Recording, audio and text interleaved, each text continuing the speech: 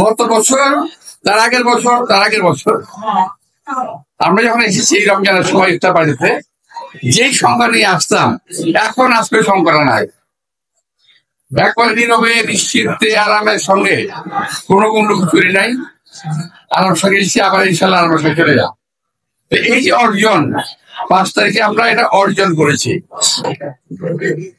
যেহেতু আমার ছোট ভাই বিএনপি থেকে নীতিগত বক্তব্য রেখেছেন, আমি বলে যাবো না, আমি আপনাদের একটু খুব সংক্ষিপ্ত সময়ের মধ্যে শেষ করবো।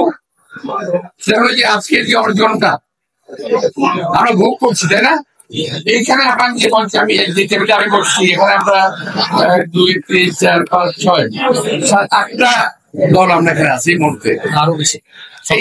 এই টেবিলে আমার টেবিলে, যে টেবিলে আমি বসছি, এছাড়াও বিভিন্ন রাজনৈতিক দলের টেবিলে আছেন না সবাই এনজয় করতেছে আমরা একসঙ্গে।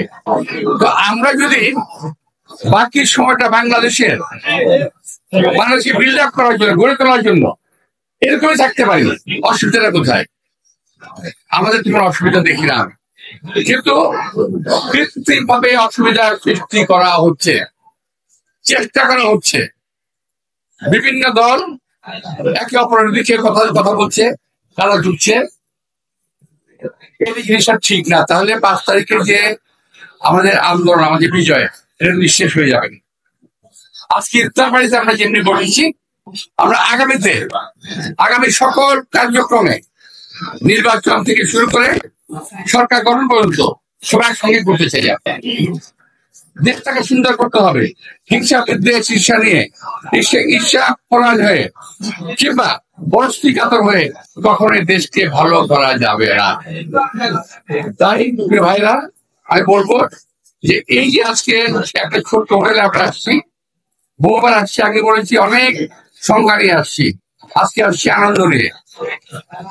এই আনন্দটা নিয়ে ভাবিতে চাই আমরা সবাই, যেন সবাইকে নিজের বিবেকের কাছে দাঁড়িয়ে রাখি যে আমরা 5 তারিখের যে রক্তক্ষয়, যে আন্দোলনের অর্জনের বিনিময়ে আমি যে অর্জন করেছি, রক্তের বিনিময়ে, সেই জন্য পিছা না যায় কারো ষড়যন্ত্রের কারণে।